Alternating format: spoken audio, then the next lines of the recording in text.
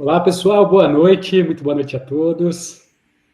Muito feliz aqui de estar junto com vocês nesse nosso webinar sobre um assunto tão importante, tão relevante, com tantas dúvidas. Tenho certeza que vai ser uma oportunidade da gente conversar, discutir, tirar dúvidas de todo mundo que está assistindo, para a gente aprender muito juntos. Estamos aqui, o João Pedro, a Graziele, e também a Nayane, para estar junto com vocês nessa noite e contar um pouco também sobre aprofundamentos que a gente vai ter depois. A Graziele vai fazer uma apresentação para vocês sobre o tema da live de hoje e depois a gente volta aqui todo mundo para conversar e responder perguntas e tirar dúvidas. Queria pedir para todos vocês que estão assistindo para colocar aí no chat ao vivo aí do YouTube a cidade de onde vocês estão assistindo. Várias pessoas já colocaram aqui, tem gente de vários lugares, né? São Gotardo, tem Brasil várias todo pessoas presente aí, pô. São Roque, Piraju, tem gente de todos os lugares, né, João? Muito bom. Então, coloque aí no chat para a gente saber de onde vocês estão escutando e a gente vai começar. Então, Grazi, o palco é todo seu para a gente começar. Obrigada, Henrique. Boa noite, pessoal. Vou compartilhar minha tela. A gente fala mais um pouquinho.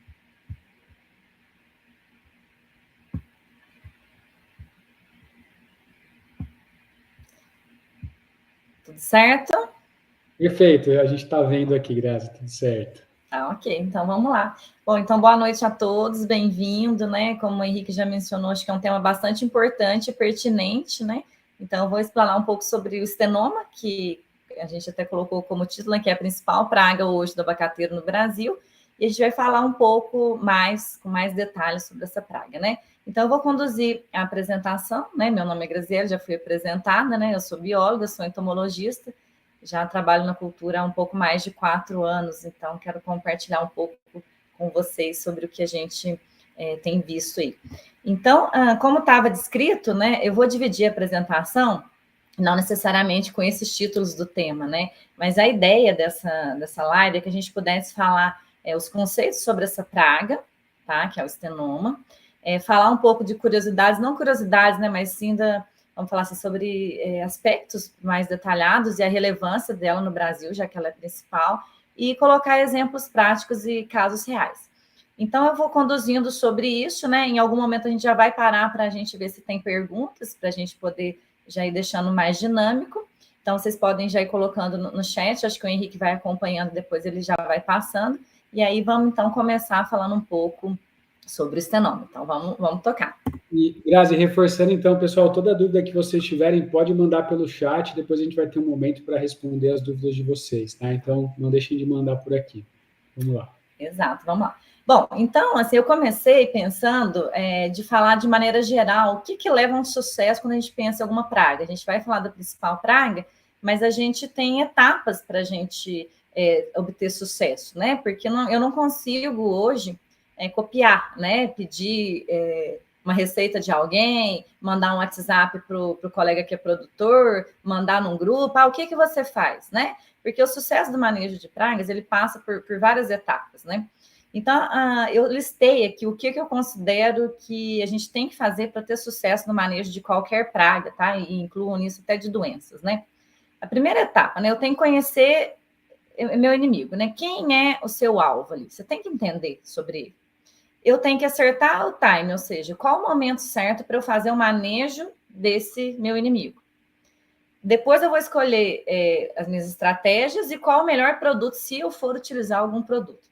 E depois eu tenho que verificar a minha tecnologia. Afinal de contas, eu posso acertar tudo, mas se depois eu não tiver uma boa tecnologia para acertar o meu alvo, também não resolve. Então, resumindo, eu preciso conhecer meu inimigo, que eu preciso estudar sobre ela. Nós vamos falar bastante sobre o estenoma aqui, né? Então, considero isso como um estudo, né, de muita leitura. Vou compartilhar com vocês uma experiência do campo. Quando eu falar em acertar o time, eu vou falar para vocês a importância do monitoramento. Então, você precisa monitorar. Então, monitore sua lavoura para você acertar o momento de fazer aquele manejo. Quando a gente fala escolher o melhor produto, a gente vai reforçar aqui que a gente está falando de abacate, que é uma minor crop, ou seja, a gente tem poucas possibilidades de produtos registrados para cultura, mas a gente tem ainda assim uma gama de produtos que dá para trabalhar dentro das principais pragas que a gente tem, e vai avaliar a tecnologia de aplicação.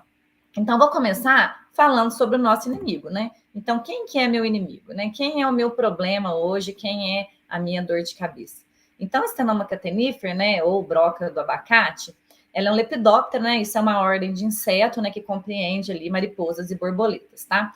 Então, isso é importante a gente falar com mais detalhe, porque eu preciso entender, quando eu falo conhecer meu inimigo, não basta só eu identificar em campo, isso é importantíssimo, né? Mas eu preciso entender a biologia do meu inseto, a ecologia do meu inseto. Então, quando eu falo de biologia, quais estágios que ele tem, né? Quando eu falar de ecologia, onde que eu vou encontrar, em que momento, qual período, né? Então, quanto mais informação, quanto mais a gente estuda sobre o nosso inimigo, mais fácil é eu vencer. Então, você quer vencer uma guerra, a primeira coisa, você tem que estudar quem são os seus inimigos para você criar as melhores estratégias. Então, assim, vocês vão ver que muita coisa a gente traz de campo, traz também de literatura, e muita coisa você só vai entender olhando para a sua lavoura, tá? Mas começando falando sobre muitos dados que a gente pega em literatura e também pega no dia a dia, tá? Então, ele sendo uma mariposa, né, ele passa pelaquela metamorfose completa, né? Então, a gente tem, assim, estágios bem diferentes de desenvolvimento. Eu vou ter o estágio de ovo, eu vou ter um estágio larval, né, que são as lagartas, vou ter um estágio de pupa e vou ter um estágio de adulto. Então, para ilustrar aqui, o estenoma, ele é uma mariposa. Depois eu vou mostrar ali como identificar essa mariposa, tá? Porque hoje a gente tem ferramentas para monitorar a mariposa. Então, essa mariposa, ela vai colocar os ovos no abacateiro, depois eu vou falar de detalhe de cada estágio. Esses ovos vai eclodir lagartas, né, que passam por diferentes estágios de desenvolvimento. Depois elas vão para o solo para virar uma pupa e depois elas viram adulto. Então, completando esse ciclo, né, de acordo com a literatura, depois eu vou comentar sobre variações, em torno de 40 dias, desde o dia que ela colocou o ovo até o dia que ela virou adulto, tá? E o problema, como a gente já sabe, ou pelo menos a maioria eu acredito, né, é que a gente tem um dano direto no abacate, né? Então, no meu produto comercial, eu tenho ali um dano direto no fruto, tá? Então, falando um pouco mais detalhado sobre cada um desses estágios aqui, a gente vai começar pelo ovo. Então, o que é importante a gente saber? O ovo, ele pode ser um alvo para a gente pensar em combater? Sim, eu vou passar alternativas de manejo que a gente tem para controlar o ovo dessa mariposa, tá? Mas ele é complicado, por quê? Quase 70% dos ovos do estenoma, ele é colocado nos galhos. Então, reparem essa foto aqui. Esse ovo, ele fica bem escondido, bem protegido, né? Então, pensar numa aplicação, o ovo já é uma estrutura de proteção. Então, se eu vou pensar ali numa aplicação de algum produto para pegar esse ovo, né? Ou mesmo algum inimigo natural ali para passar, ele está bem escondidinho e bem protegido, né? Quase 70% nos galhos, né? No fruto mesmo, é em torno de 12%, né? Boa parte também fica bem aqui, né, entre o pedicelo ali e o fruto, né? A gente tem 10% e mais 9% no pedicelo. Com uma duração de 5 dias. Lembrando que isso são dados de laboratório, de literatura, tá? O ciclo de inseto, a gente viu isso nesse último ano, né? Quanto mais alta a temperatura, mais rápido é o ciclo. Então, a gente coloca 5 dias numa média, mas a gente sabe que isso pode ser encurtado para 3 dias, 4 dias, tá? Então, o ovo, ele já é escondido, tá? Bem escondido ali, principalmente nos galhos. Dando sequência aqui, então, do ovo, a gente tem, primeiro, uma lagarta que a gente chama de primeiro instar, ou primeiro estágio, né? Aquela lagartinha que acabou de sair do ovo ali. E essa lagarta, ela vai se alimentando, né? E à medida que ela vai alimentando, ela precisa crescer. Para crescer, ela precisa trocar o tegumento dela, né? Então, ela vai passando pelo que a gente chama de diferentes instares, né? Diferentes estágios larvais, tá? Então, a gente tem uma lagartinha de primeiro instar, depois que ela come, né, e troca de tegumento, ela vira uma de segundo estágio ou de segundo instar, terceiro, quarto e quinto estágio, tá? Então, esses são os estágios de desenvolvimento larvais do Stenoma catenifera. Dura em torno de 20 dias, tá? Do primeiro até o último instar. Embora seja fácil a gente reconhecer, afinal de contas, ela deixa um dano que eu vou comentar daqui a pouco no abacateiro, às vezes o pessoal confunde, né? Às vezes eu pego um fruto que está no chão, que já está mais em decomposição, e podem aparecer larvas, por exemplo, de mosca decompositoras. É muito comum.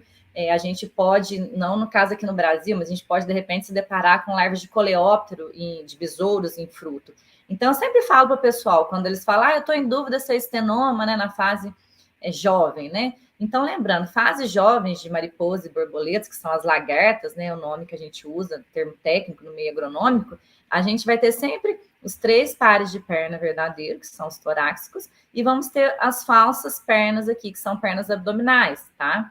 Então, geralmente são 5. Ele não é aquelas médio palmo que faltam pernas abdominais, não. O estenoma, ela tem aqui o conjunto de pernas abdominais e tem aqui as pernas torácicas, e a gente consegue ver bem a cabeça dela, tá? Então, além do fato dela estar no fruto, eu ainda tenho que saber separar que aquilo ali é uma lagarta, né? Uma fase jovem, no caso aqui de uma mariposa. Todos esses estágios aqui, eles vão estar no fruto. Então, uma vez que o primeiro instra ali, ele eclode do ovo, ele já vai buscar ali o fruto, ou vou colocar ali uma exceção ali, raramente, né? Embora dependendo da condição, a gente tem encontrado com mais frequência, mas também pode ser visto em ramo, mas o mais comum é em fruto. Então, uma vez que eu tenho essa lagartinha de primeiro estágio ali, ela já inicia a perfuração do fruto. Então, literalmente uma broca. Aí a gente pode ver aqui nessa foto, né, diferentes estágios, né? Então, quando é primeiro estágio ali, e o abacateiro ele é muito interessante, né? Qualquer lesãozinha que a gente faz nele ali, ele solta essa exudação branca, como está mostrando aqui na foto.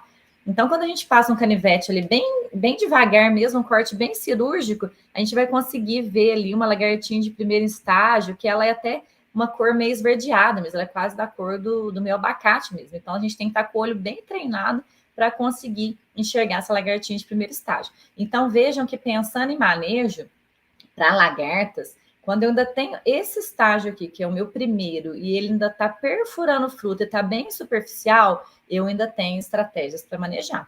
A questão é à medida que esse íster vai, né, que elas vão crescendo, vão trocando de íster, porque daí ela vai se alimentando do fruto, vai ficando cada vez mais profunda, podendo chegar até a semente, que é bem comum, e aí fica bem complicado. Eu pensar em manejar, principalmente de terceiro para frente, quando ela já está bem dentro do fruto, é complicado. Aí eu já não tenho mais uma estratégia tão eficiente, tá? Então, à medida que ela vai crescendo, essas lesõezinhas, elas vão ficando mais amarronzadas, elas são em formato irregular.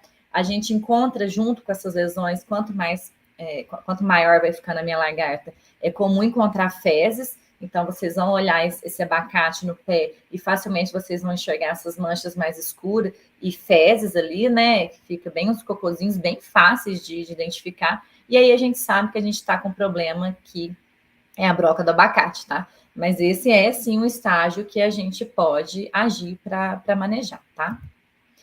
Como eu disse, a gente, embora seja uma praga do fruto, né?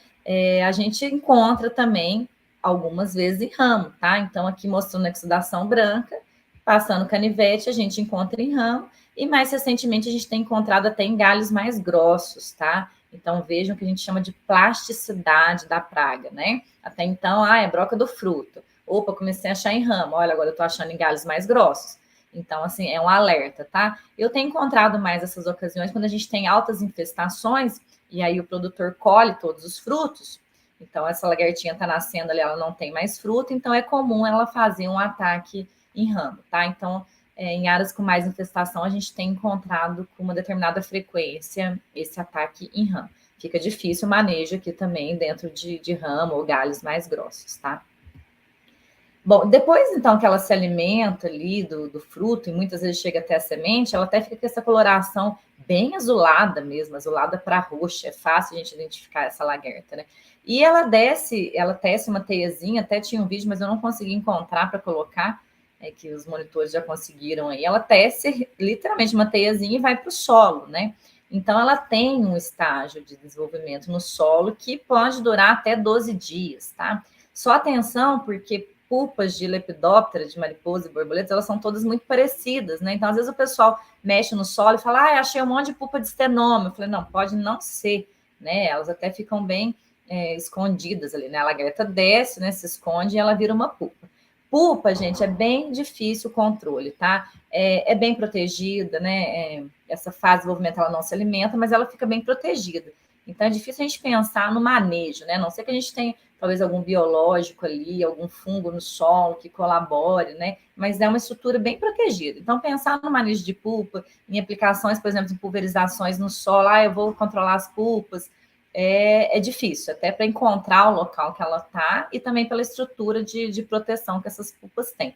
Eu até coloquei como curiosidade aqui esse fruto já em decomposição, só para lembrar que eu falei daquele ciclo todo na parte aérea, mas o estenoma, ele consegue se multiplicar em abacates caídos. Então, isso é uma estratégia de manejo que eu vou comentar mais na frente, mas ele completa o ciclo, tá? Então, a gente tem desenvolvimento de lagarta nesse fruto, ela vira pupa e vira mariposa tranquilamente se ela não tiver aquele fruto lá na parte aérea. Então, muita atenção naquele fruto que está caído, tá?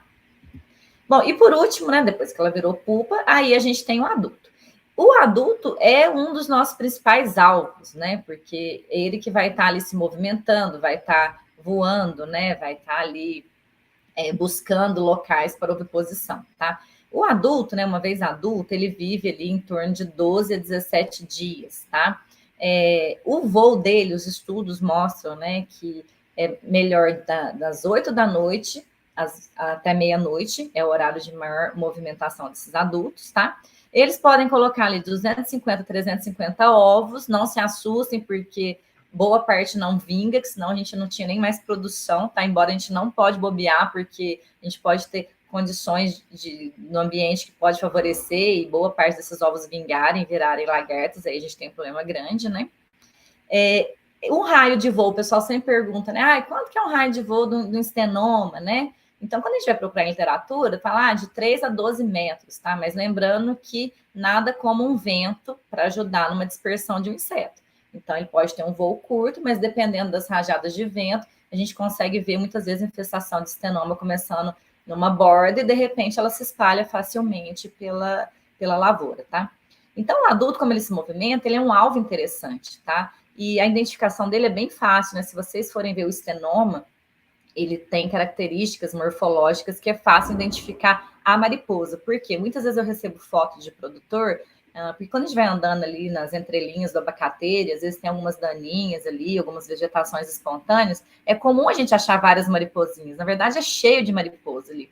E às vezes o pessoal fala, nossa, está lotado de estenoma, né? Eu falo, calma, vamos avaliar. Primeiro que não é comum, eu já vi poucos registros de estenoma durante o dia voando, já vi áreas muito infestadas, o pessoal ter relatos de adulto pousado no abacate, mas não é comum, tá? Eu mesma nunca vi durante o dia, tá?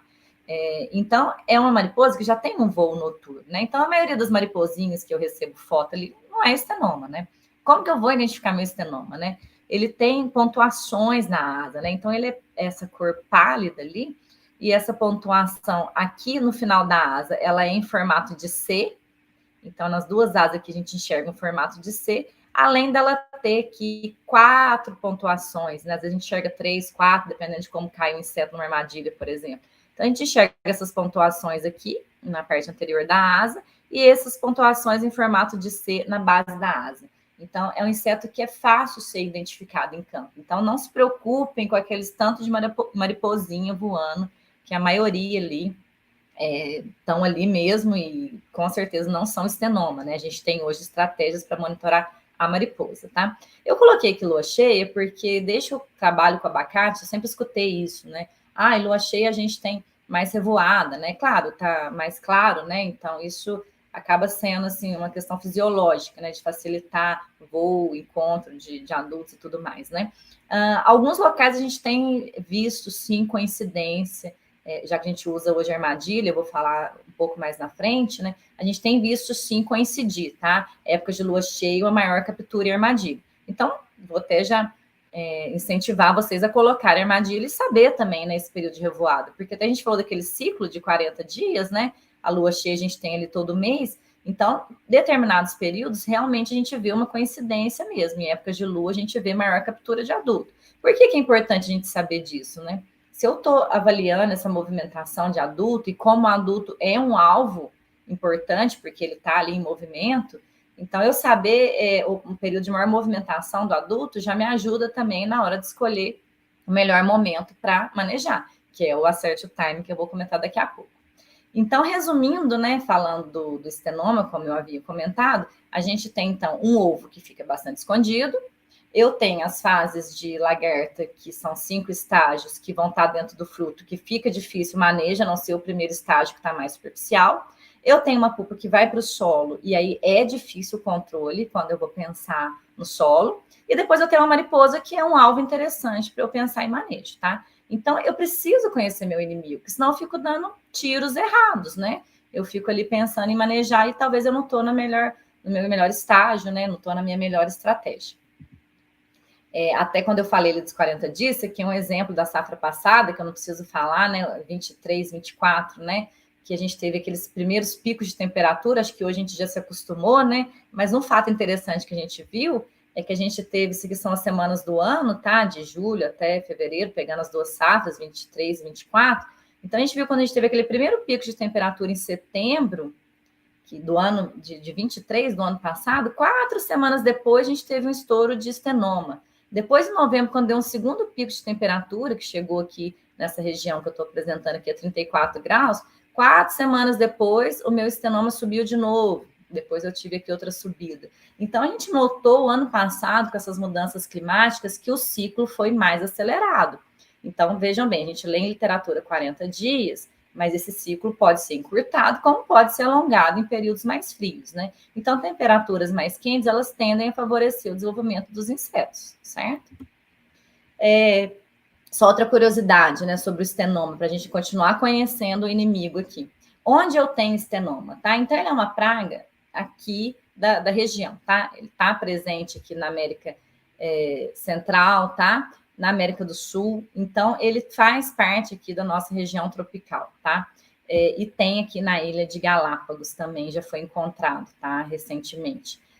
Então, é uma praga, isso aqui é importante a gente mencionar, né? Quais países que a gente tem a presença do estenoma, porque ela vira também o que a gente chama de praga quarentenária, né? Hoje a gente sabe que o mercado do abacate está abrindo bastante o mercado brasileiro, né? Para outros países. E a gente tem, por exemplo, países como o Chile, que abriu recentemente o mercado, Japão, ou mesmo o mercado americano, que ainda não abriu, mas provavelmente deve abrir nos próximos anos, são locais livres de estenoma. Então, ainda tem um outro problema para quem trabalha com abacate para exportação.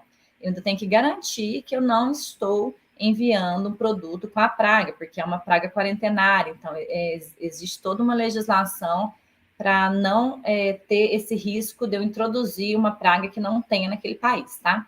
E se a gente for pensar em Brasil, eu separei aqui essa informação, tá?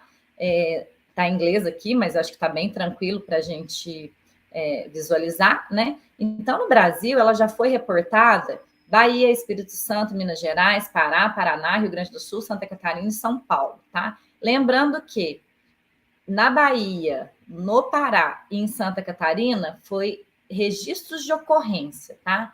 Quando eu vou falar de Espírito Santo, Minas Gerais, Paraná e São Paulo, que são os principais estados produtores, né? Ela está presente e bem estabelecida, né? E, além disso, ela está presente e estabelecida no Rio Grande do Sul também, tá? Então, veja a importância dessa praga, e é claro, né?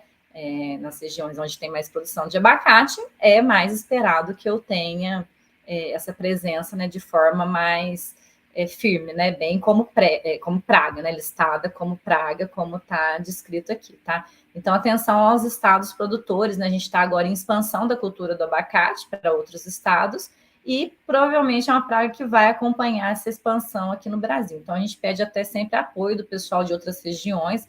Eu sei que deve ter gente aí de outros estados que às vezes não estão listados aqui. Eu sempre peço ajuda para esse pessoal para nos ajudar a entender sobre essa dispersão da praga aqui no país. Até porque, né, eu quis colocar esse slide aqui, a gente fala assim, gente, mas aí eu plantei um abacate isolado, eu não tenho vizinho, eu não tenho abacateiro, de onde que vem o estenoma, né?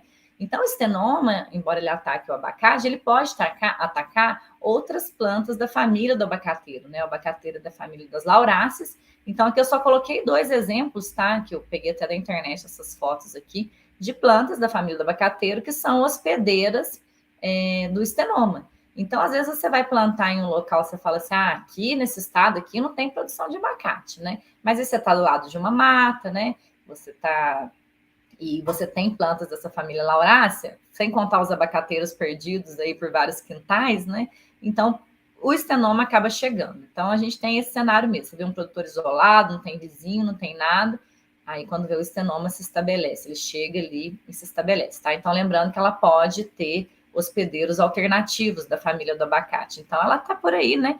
É uma praga das regiões tropicais, então ela já está há muito tempo bem estabelecida aqui no Brasil e nos outros países vizinhos aqui. Então, ela tem essa facilidade, sim, de chegar no cultivo e se estabelecer.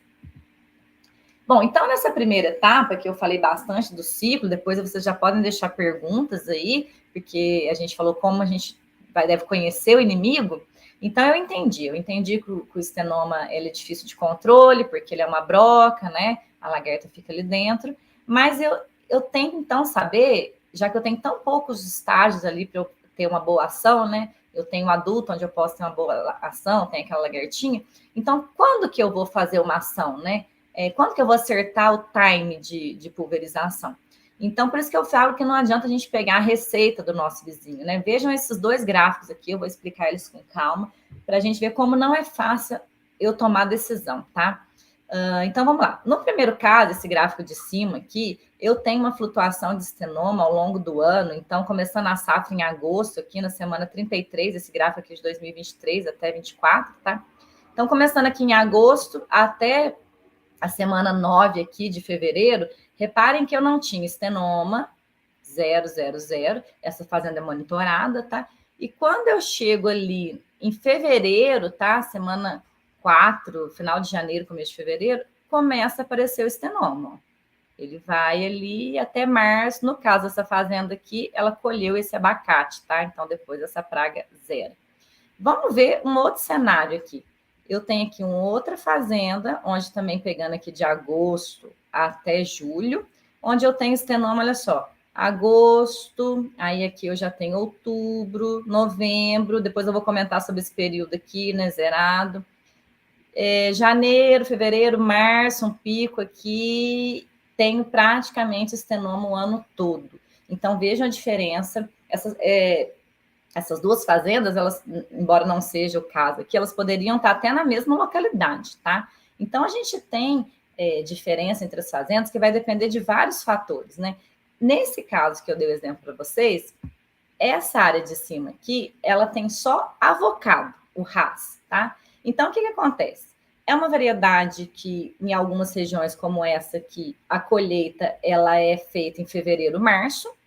Então, ou seja, eu terminei minha colheita em março, eu tenho um vazio sanitário muito grande, até o meu abacate florir ali, julho, agosto, né? Talvez estender para setembro, e eu começar a ter um frutinho, porque ela já pega o frutinho novo, em outubro, novembro, ali, ela já começa a atacar o frutinho novo.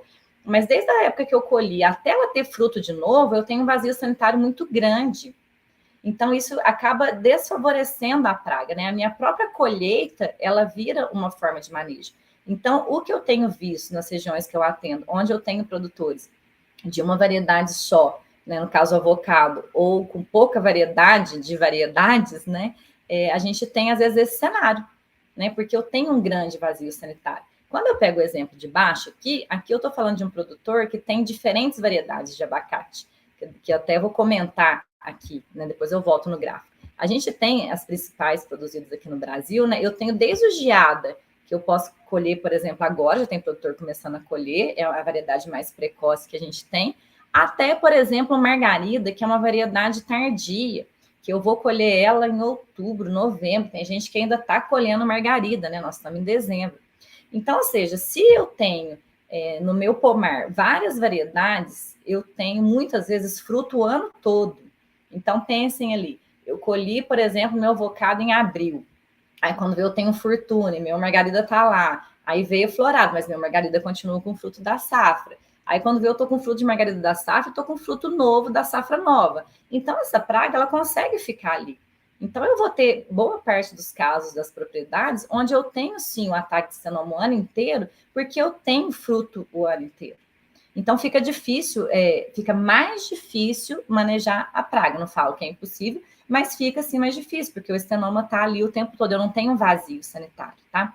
Então, quando eu falo acertar o time, Então, não adianta esse produtor aqui pegar a receita desse produtor aqui. Pode ser que esse produtor de baixo aqui, ele tenha que fazer várias intervenções no ano.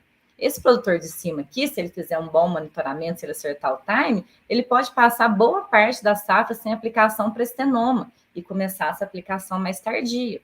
Então, vejam como é dinâmico, né? Como eu não posso copiar do meu colega produtor, né? Isso vai variar bastante, né? Inclusive, às vezes, até de região, que realmente a gente não tem ocorrência do estenoma.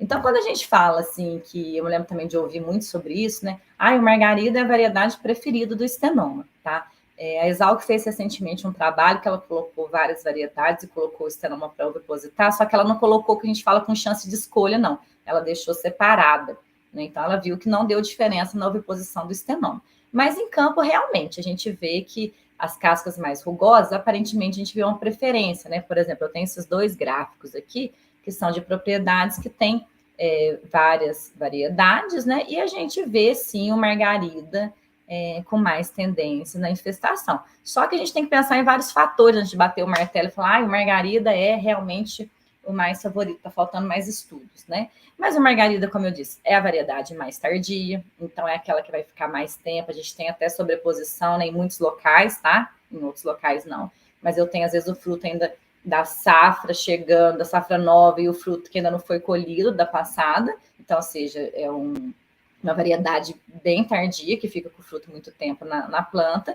E eu tenho também, muitas vezes, a questão que a margarida, a gente pegar os cultivos mais antigos, são árvores muito grandes, né? São árvores, tem um espaçamento bem grande, né? Que a gente vê aqueles cultivos mais antigos de abacate. Então, a tecnologia de aplicação, que eu vou comentar depois, né? Eu acertar o alvo numa planta de margarida, por mais que eu tenha um excelente pulverizador, também fica mais difícil. Então, assim, o margarida, ele também tem todos esses outros fatores que podem estar contribuindo para que ele seja aquela variedade, então, mais preferida, né? Eu posso ter uma pulverização não tão eficiente pela arquitetura da minha planta, além do fato de ser uma variedade mais tardia.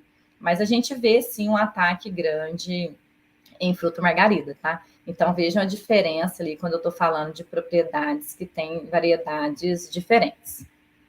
Então, para eu acertar esse time, para vocês saberem se tem ou não controlar, até mesmo porque a gente está falando de embora eu não tenha citado, né? A gente trabalha com manejo integrado. Eu não posso pensar em fazer aplicações por calendário, até porque hoje é caro, a gente tem uma questão de diesel, tem questão de tratorista, tem questão de produto, tem questão de resistência, né? Tem uma questão toda ambiental, então não faz sentido eu fazer uma aplicação calendarizada, né? Então, realmente, se eu quero mesmo acertar o time, né? Até porque todas aquelas informações que eu mostrei para vocês, elas estão aqui porque tem produtor que monitora. Então, a gente realmente preza pelo monitoramento, né? Eu sempre falo isso, dou vários cursos sobre monitoramento, né? Faço treinamento de monitores. A gente incentiva muito isso, né? Até depois o pessoal vai comentar, a associação disponibiliza boletins técnicos, a gente tem um boletim técnico falando sobre monitoramento em abacateiro, tá?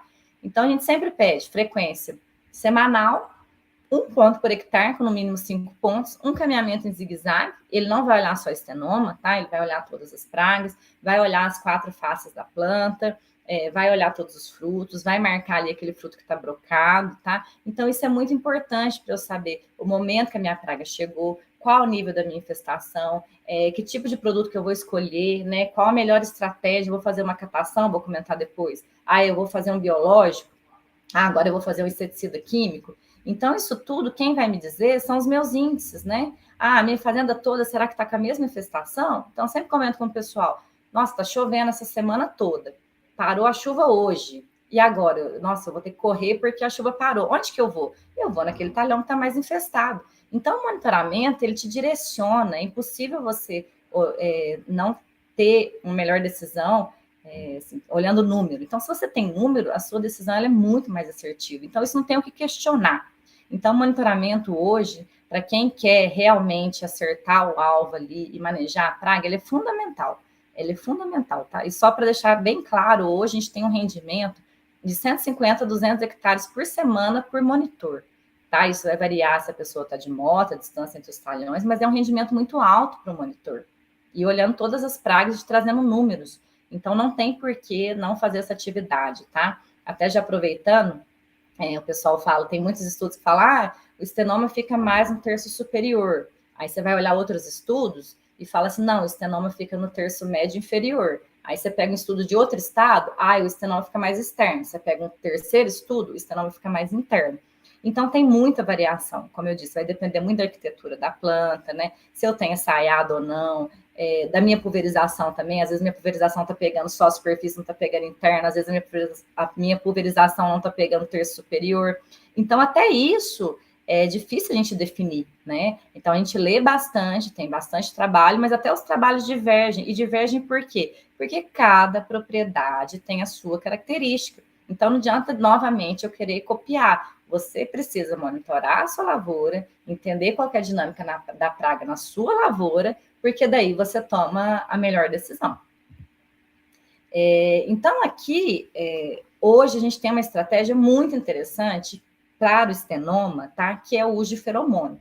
Então, o que é o feromônio? O feromônio é um atrativo, tá? É um atrativo sintético. Nesse caso, desse feromônio de estenoma, esse pininho aqui, ele exala o cheiro da fêmea, tá? Então, como se fosse uma fêmea de estenoma. Então, o que acontece? A gente tem captura de machos, né? O macho está voando ali, ele acha que tem uma fêmea, ele voa e fica preso nesse piso adesivo. Então, a gente consegue contar a quantidade de mariposas, tá? Lembrando que nesse momento é importante saber identificar a mariposa do estenoma, que eu já expliquei para vocês, porque eventualmente pode cair outras mariposas, podem ver que está caindo mosca, não é porque o feromônio atrai a mosca ou atrai outra mariposa, o feromônio é específico. Mas o inseto está voando ali, principalmente em área mais de borda, né, com muita poeira, é muito comum a gente ver muita presença de outros insetos, tá? Então, a gente acaba que precisa saber reconhecer o estenoma para não marcar errado. Por que a armadilha ela tem sido um grande aliado? Tá? Ela não tira hoje o monitoramento de campo, de fazer contagem de frutos brocados, mas ela é uma grande ajuda, tá? Eu peguei de uma fazenda aqui, tá? Todos esses dados são reais, de fazendas que eu atendo, né? Então, vejam aqui, essa armadilha começou o monitoramento em julho, né? Então, veja que ela vem pegando 3, 3, 3, 5. Essa semana aqui de agosto ela não pegou nenhuma. 5, 6, 4. Quando vê, de repente, ela captura 14 mariposas. Nem sei se não é essa armadilha aqui, eu acho que não. 14 mariposas de uma semana para outra. Então, vejam a importância de eu acertar o time, gente. Aqui eu estou falando que eu estou tendo revoada de mariposa. Então, essa armadilha, ela foi lançada esse ano, né? Ela é uma grande estratégia, tá? Então, tem a recomendação dela de 1 a cada 5 hectares, mas muitas vezes você pode colocar no seu cultivo, né? Iniciar, pelo menos, né? Eu não sei se eu tenho estenoma, então compre algumas armadilhas, coloque em áreas estratégicas, coloque, por exemplo, numa área na borda de uma mata, porque a gente sabe que o estenoma pode estar ali na mata, né?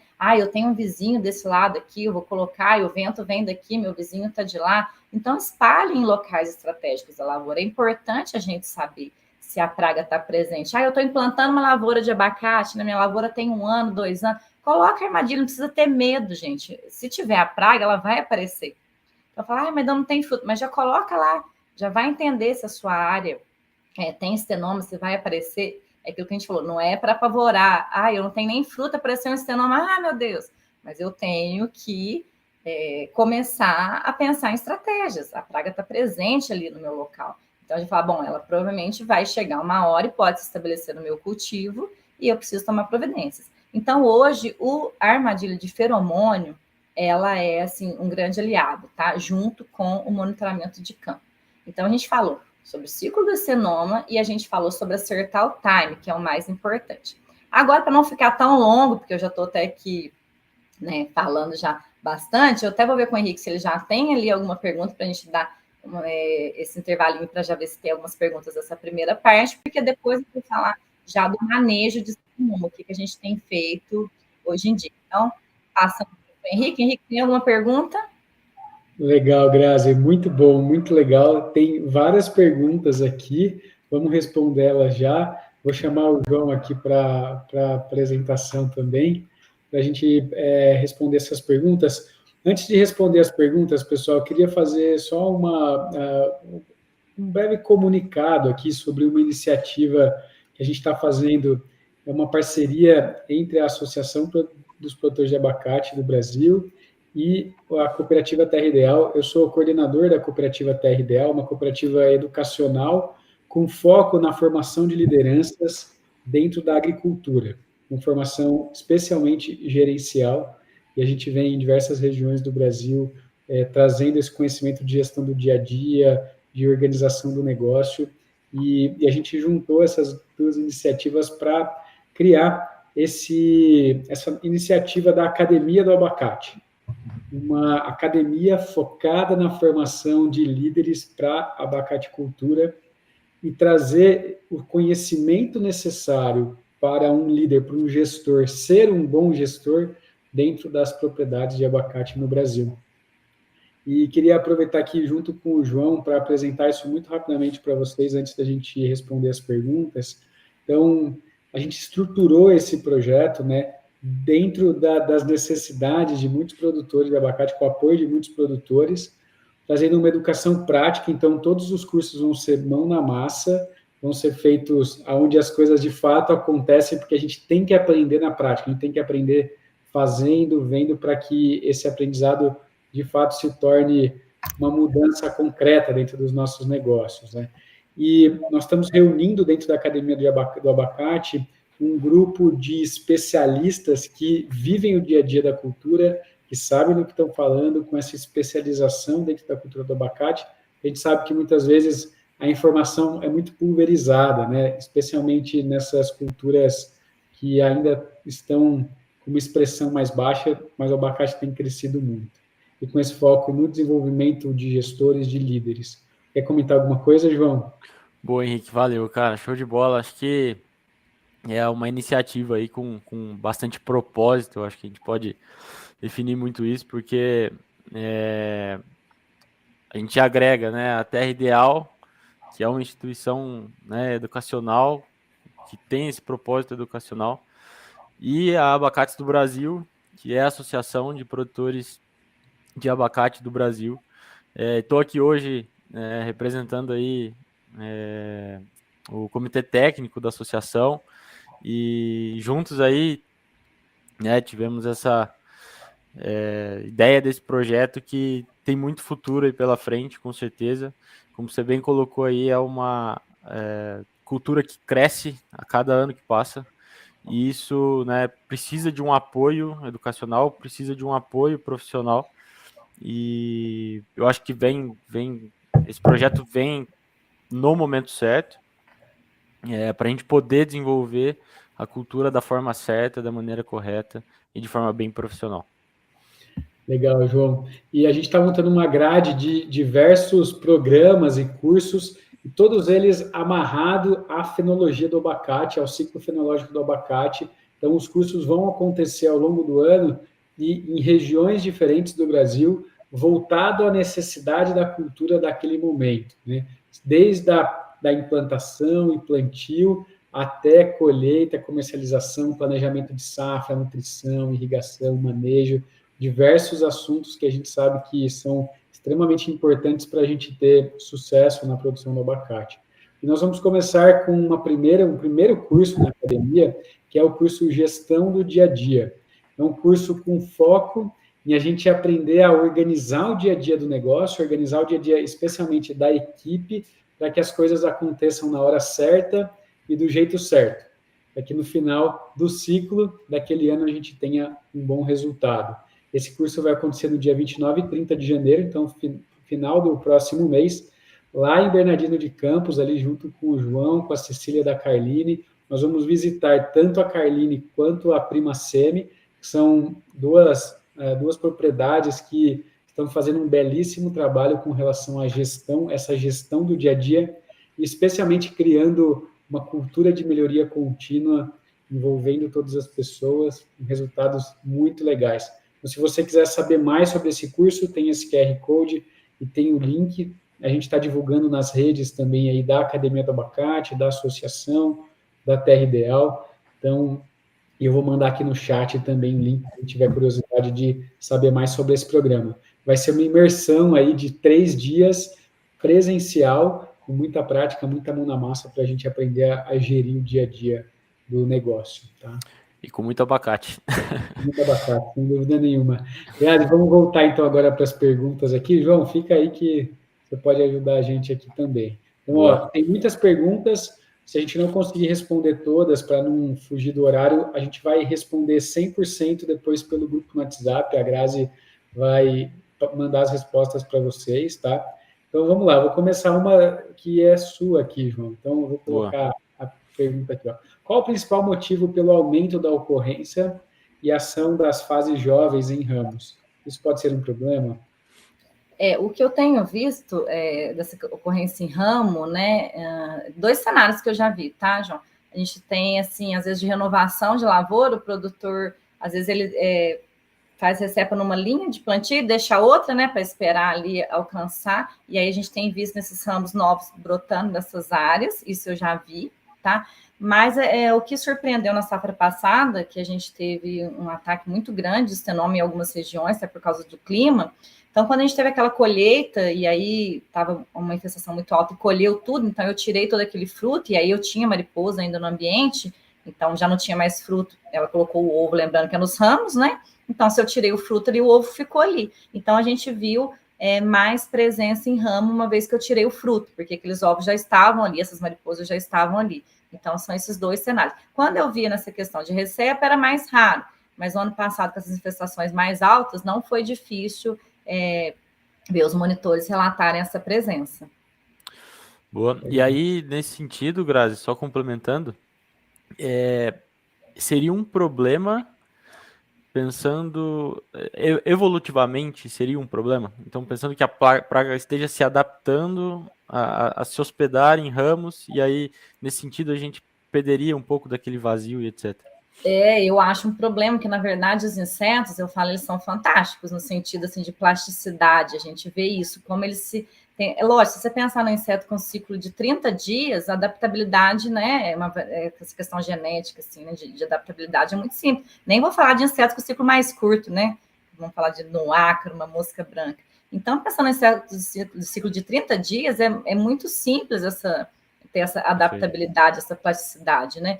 Então, vira, assim, um problema, né? Como eu disse, eu já comecei a ver relatos de estenoma durante o dia, pousado ali na abacateira. É claro que isso, pensando em aplicação, né? Porque nem sempre eu consigo uma pulverização noturna, poderia até ser interessante, mas mostra que essa praga está ficando cada vez mais tranquila ali, né? Como eu já achei em galhos mais grossos, em lavouras de 3, 4 anos.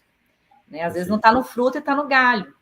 Então, isso vira um desafio, vai ficando cada vez mais difícil, né? Então, já é uma praga difícil e ela ainda está procurando ali outros locais, né? Então, se a gente for pensar no vazio, realmente fica difícil. A gente não consegue ainda mensurar o quanto vinga dali, mas como a gente acha já lagartas de estágio avançado no ramo, João, isso já é um indicativo que ela vai bem no ramo ali, porque senão não acharia lagarta estágio avançado. Então, ela completa o ciclo. Como ela completa o ciclo no abacate que está no chão, totalmente em decomposição. Entendi. Então, é uma praga chata, assim, ela é chatinha nesse sentido. Enjoada. Inclusive, essa próxima pergunta acho que tem a ver com isso. O Robson perguntou se tem algum dado relacionado à aplicação de biológico no solo para controle da pulpa. Robson, é até difícil mensurar isso, tá? Eu sempre digo isso. É difícil a gente medir o quanto a gente vai ter uma aplicação no solo de um biológico e isso vai trabalhar. Mas a gente sabe que, por exemplo, fungos como Bovéria, metarrísio, são fungos de solo, que são tranquilamente isolados no solo, que ficam bem no solo, principalmente solos bem protegidos, que não são expostos com matéria orgânica, né? Então, a gente sabe, sim, dessa ação deles. Fica difícil mensurar, lógico, a não ser que eu tenha um bom monitoramento.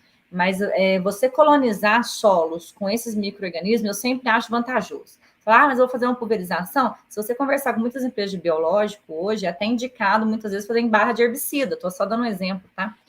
Porque é compatível misturar esses fungos com herbicida. Não é com fungicida, mas com herbicida sim. Então, a gente tem falado sobre isso, de colonizando a área, tá? Mas isso é uma estratégia. Eu não posso pensar em usar ela e falar, olha, vai ser legal, já vou reduzir a minha infestação. Mas é mais, sim, uma estratégia para se pensar em deixar a minha área, principalmente numa condição igual esse ano agora, está quente, úmido, está legal para os fungos trabalharem, né, os entomopatogênicos, então pode ser sim uma estratégia de manejo. Legal. Uma pergunta do Antônio Carlos, qual região da Bahia foi encontrada a praga? Você apresentou, né, aquele gráfico. Isso. O Antônio Carlos, olha, essa publicação é de 78, do material técnico de abacate, que deve ter só impresso ali em Campinas, que eu não tenho acesso a esse material, tá? Então, toda vez que a gente vai ler, fala, foi registrado na Bahia, mas era alguma região mais alta, assim, de serra, mas foi relato. Então, lembrando que alguém encontrou o estenoma, não se fala de áreas produtoras, tá? Mas é uma publicação de 78, eu não vou saber informar precisamente a cidade, não sei se alguém aqui recorda disso. Eu não tenho acesso a essa publicação original, até peguei essa informação na CAB, que ela fala sobre distribuição de pragas no mundo, tá? Legal, Grazi. O Marcelo fez uma pergunta sobre qual o nível de controle quando se utiliza as armadilhas. Tá. Aí, Marcelo, se você for pegar pela fabricante, a gente só tem uma empresa hoje que comercializa, ela não fala sobre esse número, até porque a gente ainda falta alguns dados, ela foi lançada esse ano, né? E vai depender de quantas armadilhas você colocou na sua área, se você seguiu a recomendação de 1 a cada 5, se você colocou sua estratégia. Mas hoje a gente tem visto que em algumas regiões, tá? A captura ali de 3, 4 mariposas na semana já mostra no campo. Eu tenho alguns outros casos que às vezes 2 mariposas ali já está mostrando no campo, no fruto. Então, nesse início de uso de armadilha, que a gente está vendo que realmente está batendo com o monitoramento, mas a gente ainda precisa validar isso melhor. Mas o que a gente vê é que o que está mostrando no monitoramento do campo está coincidindo com a armadilha. Então, a armadilha está sendo uma ferramenta muito boa para validar aquele monitoramento do campo, ou de mostrar assim, opa, está aumentando aqui, vamos ficar atento, não posso dar um intervalo maior do monitoramento. Então, a gente tem visto ali que 4 já chama bastante atenção, mas em alguns casos até 2 já está dando presença em fruto, tá? Mas aí vai depender do estágio que está ali também a cultura.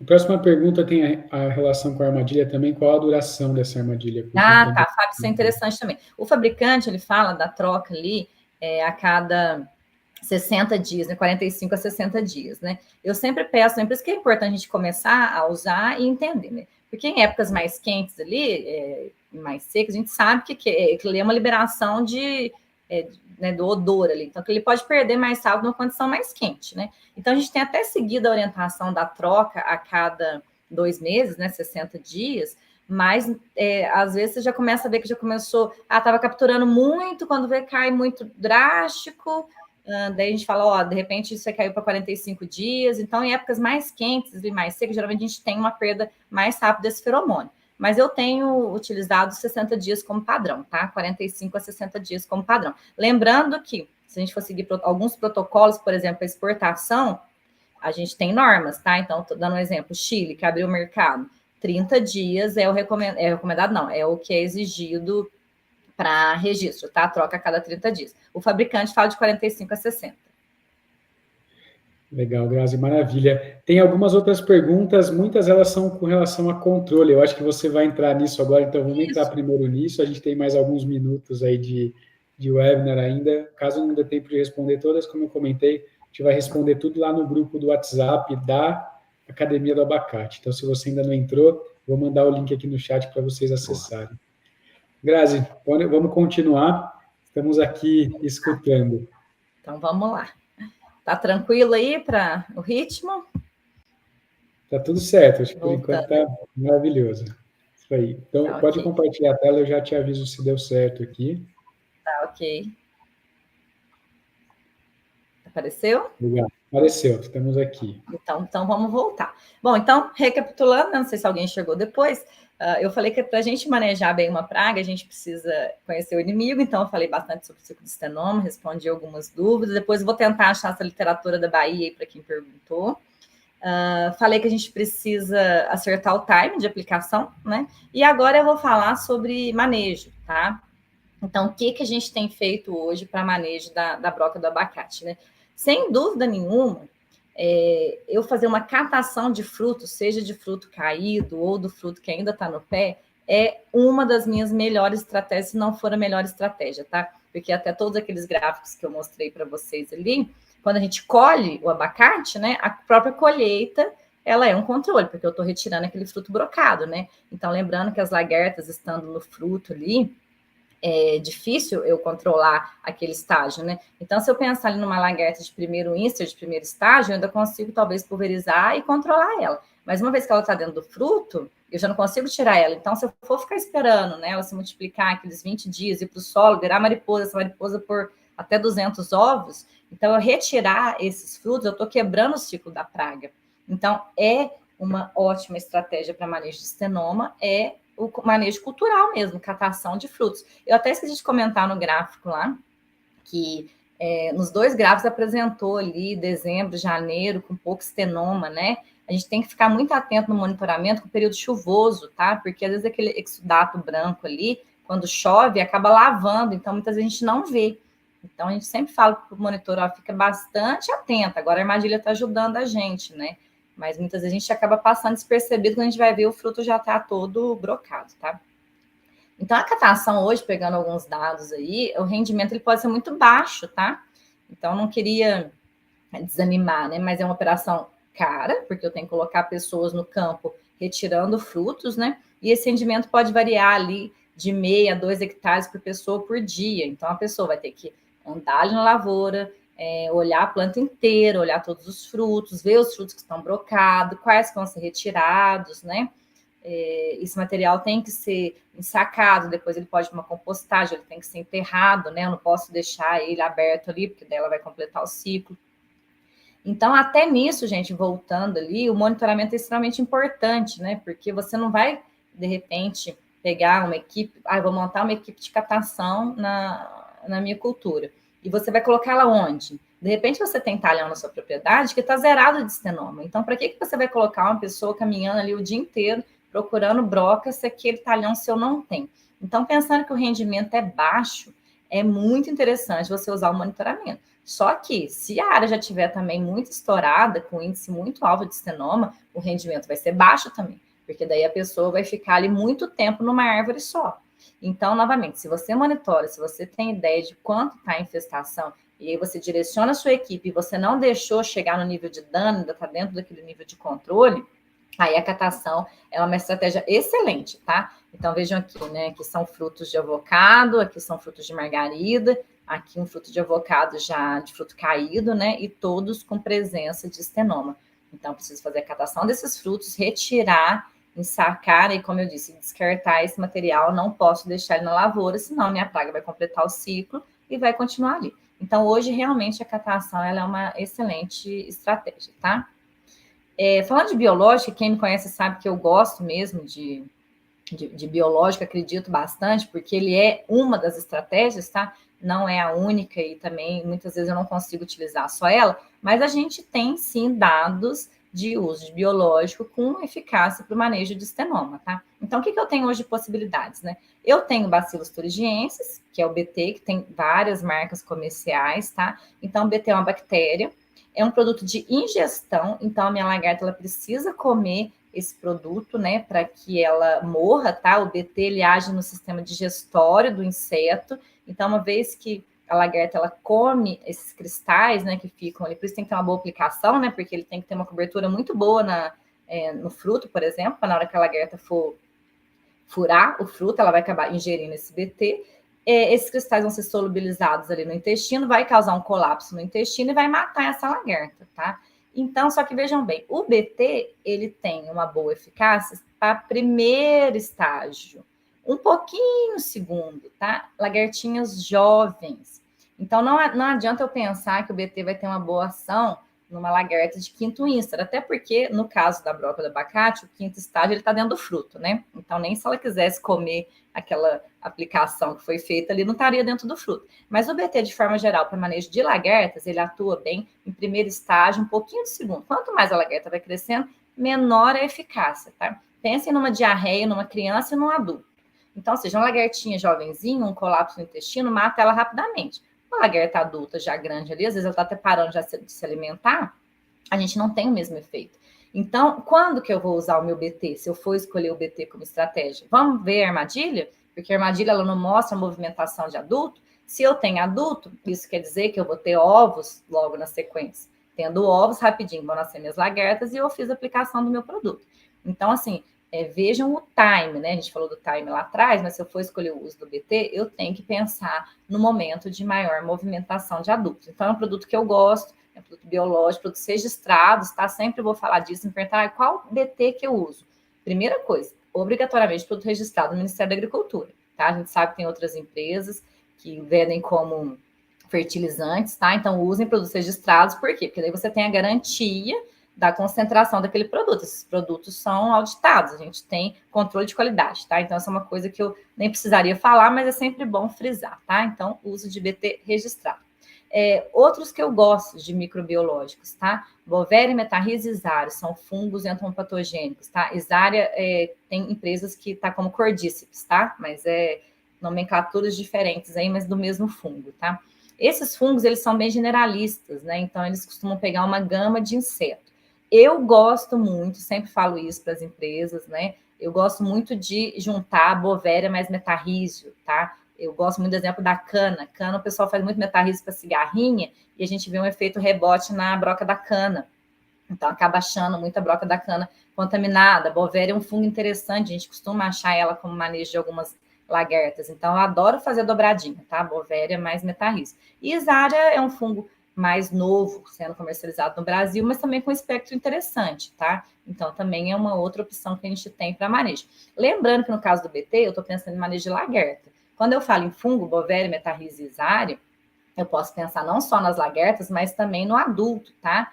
E esses produtos, não é porque eu vou falar, eu vou usar só biológico. Eles podem, inclusive, muitos deles, as empresas fornecem planilhas de compatibilidade, eles podem ser usados junto com a maioria dos inseticidas. Então, o que eu vejo é uma sinergia muito grande, né? Por exemplo, não é nem do abacate, mas na cultura do café, que eu também trabalho, eu adoro usar a Isária junto com o inseticida. Eu acho que ele potencializa o inseticida para o manejo do bicho mineiro. Então, eu acho que é uma dobradinha muito boa. Então, não pensem também que isso aqui como forma isolada. A gente está falando do manejo integrado, onde muitas vezes eu tenho que usar a catação, biológico, químico, tá? Então, esses são os que eu separei aqui, que a gente já viu eficiência em campo, tá? E daqui a pouco eu vou mostrar dados para vocês.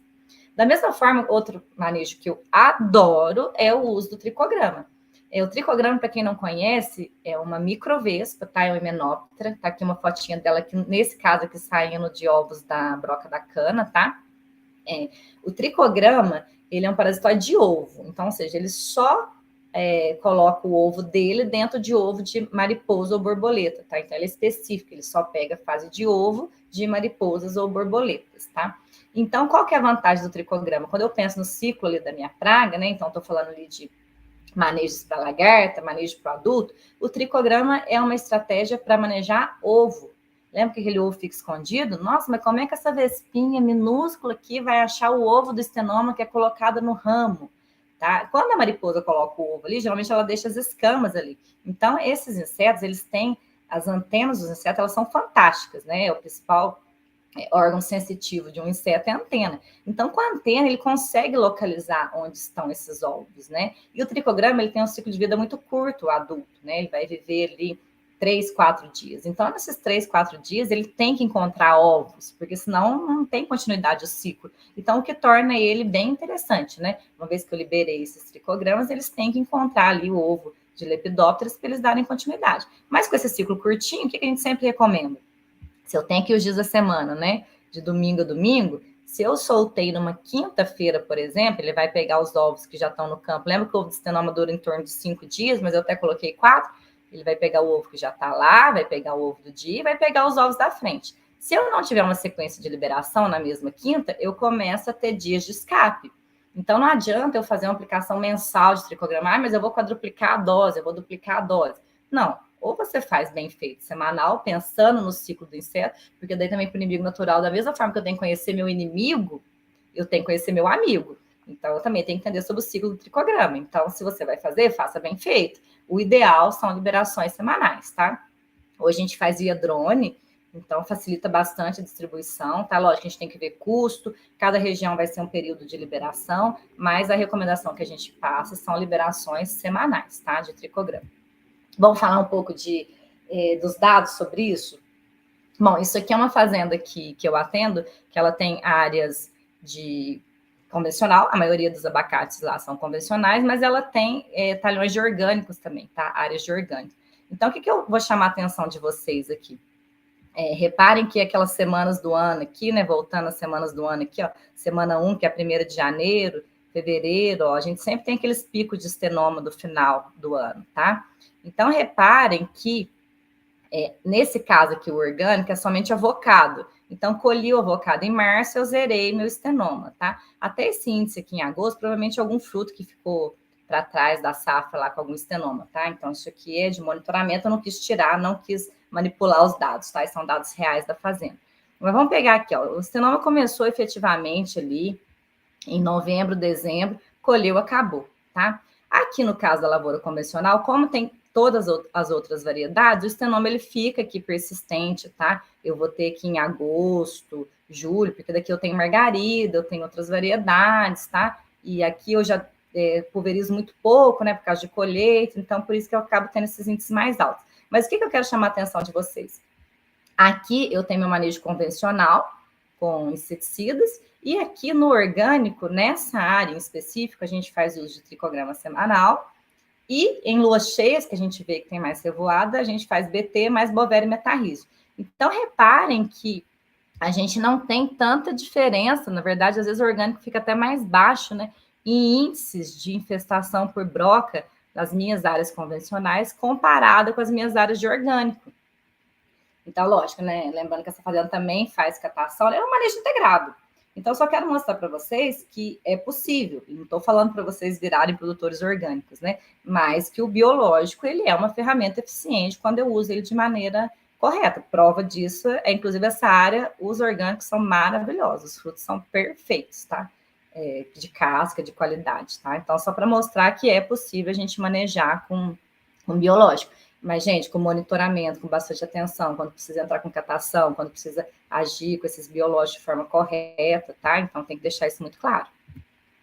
Aqui é um outro caso de uma fazenda que a gente tem aqui a safra 21, 22. Então, vejam ali, perdão, o logo aqui cortou. Mas o estenoma a safra toda.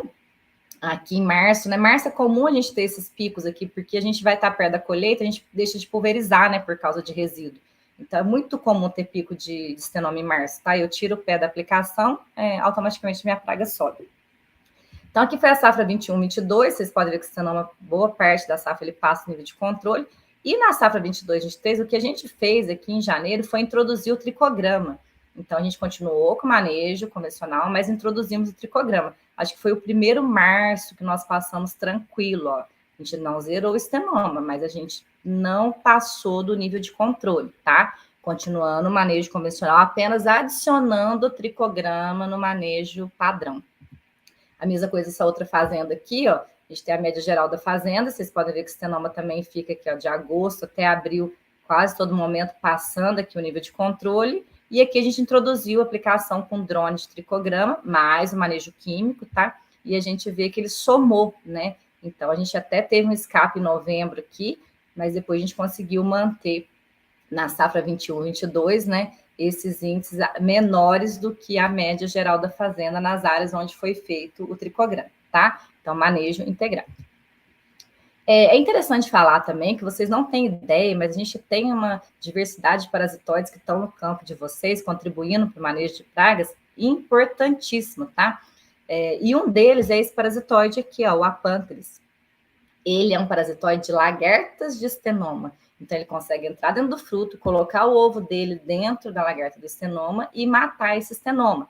Então, isso aqui que vocês estão enxergando, esses casulinhos, é a pupa dessa vespinha. Então, essa vespinha põe o ovo dela dentro da lagarta, a larvinha come o estenoma, vira uma pupa e depois vira um adulto.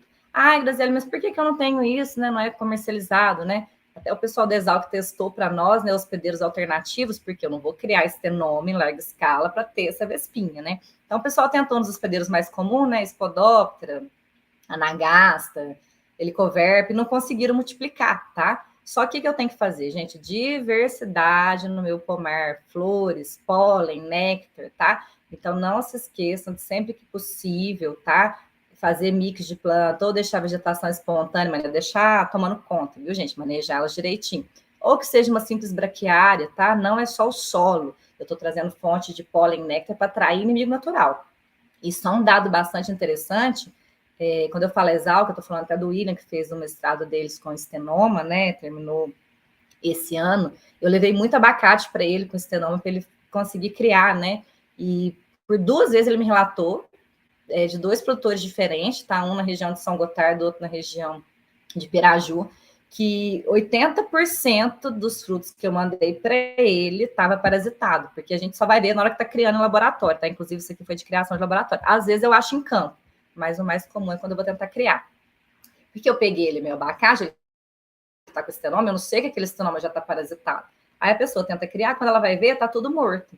Então, ou seja, 80%, vocês imaginam, é lógico, às vezes eu já perdi meu fruto, mas é 80% a menos de inseto virando mariposa para colocar mais ovos, né? Então, acreditem no que vocês têm de controle biológico natural na lavoura de vocês. Isso é extremamente importante. Não tem como hoje eu não pensar em ter essa ajuda, né?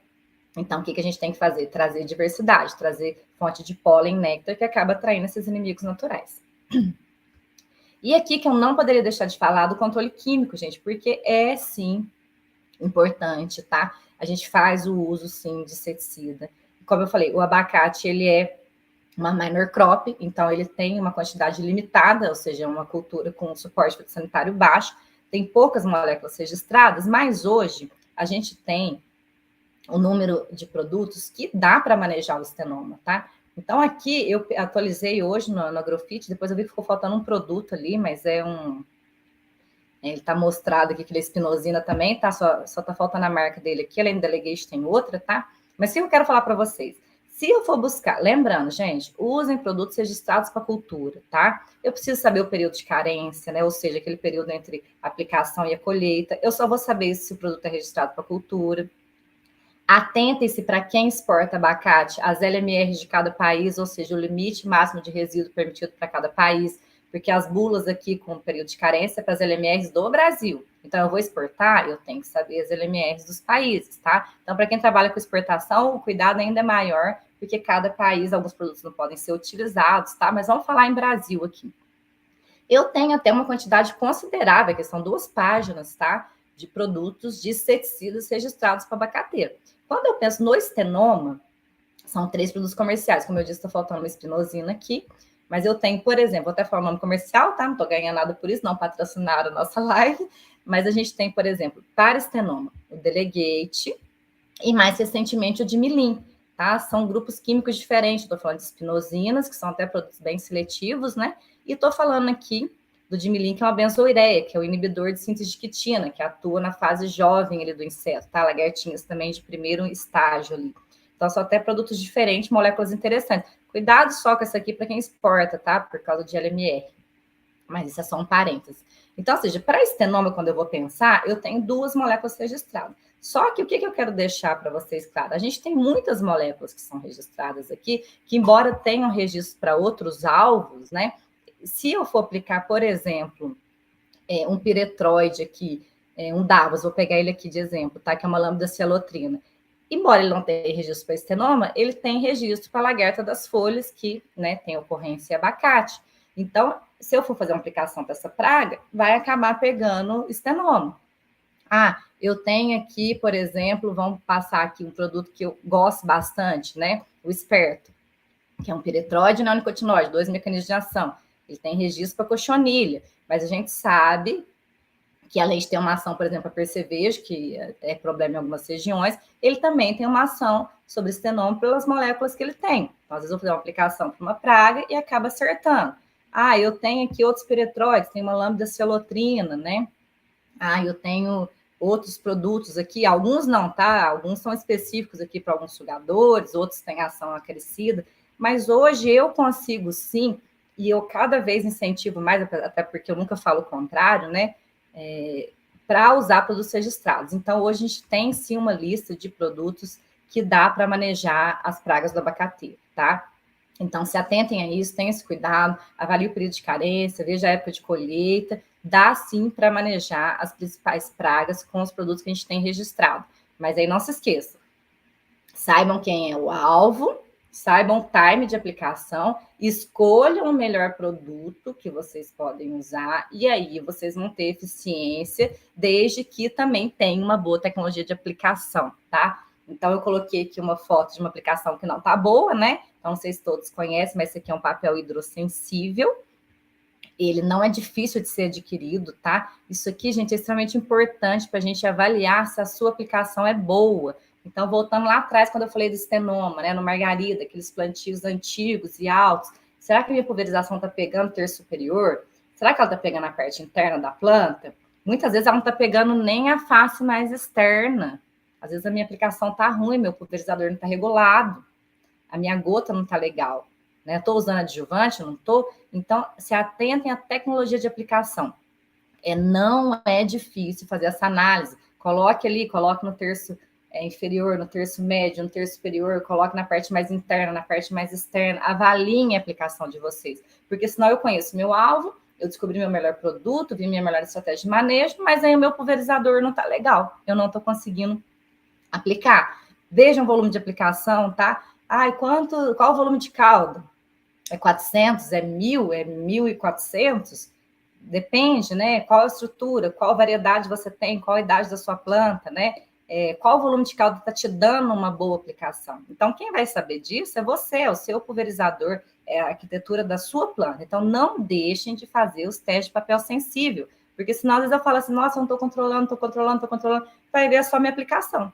Aí eu estou até tendo problema de resistência, que eu estou usando o produto de forma errada, né? Então, acaba que eu vou aplicando o controle, e às vezes o meu problema está na tecnologia de aplicação. Pessoal, eu acho que eu até fui um pouco mais do que a live estava prevista, né? Mas é muito assunto. Mas só para deixar esse recado, né? Eu nem comecei com o conceito de MIP, porque eu sempre falo sobre isso, né? Mas o manejo integrado de praga, tudo isso que eu falei com vocês. Se você quer controlar uma praga, né, você precisa integrar, né? Hoje é difícil eu pensar só numa estratégia que é o inseticida. O inseticida é muito bom, mas ele sozinho hoje é difícil, né? Vocês viram o ciclo do estenoma? A gente está dando exemplo do estenoma, né? Algumas pragas eu só tenho inseticida, não tem outra estratégia eficiente. Mas no caso do estenoma, considerando todo o ciclo do meu alvo, eu tenho que pensar em integrar. Então, eu tenho que sim pensar no controle cultural, eu tenho que pensar no controle biológico. Só que para isso eu preciso ter a base do meu MIP. Então, gente, sem monitoramento fica muito difícil. Então, às vezes o pessoal pergunta, o que você acha? Eu uso qual produto? Eu pulverizo a área inteira? O que eu faço? Aí, se a pessoa tem um monitoramento, fica muito mais fácil a gente ajudar, né? Eu falo, olha, essa praga apareceu só nesse talhão, tá nesse momento. Agora, se a gente não sabe nada da área, eu não tenho um número dali, eu, às vezes nem fui na área, é muito difícil a gente ajudar, né? Posso até dar uma opinião errada e nem devo fazer isso, né? Isso não é nem ético, né? Profissionalmente falando. Então, monitorem, não deixe de monitorar. Por quê? A gente desenha o MIP como uma casa, porque uma casa tem base e tem pilar. Se eu usar um pilar só, ou se eu fizer uma base mal feita, a minha casa cai. Então, esse é sempre o recado que eu gosto de dar. Então, pense no MIP como uma casinha, como ele tem uma base e tem pilares. Se eu não fizer isso bem feito, a minha casa cai, tá? Então, esse é o recado que eu preciso deixar para vocês.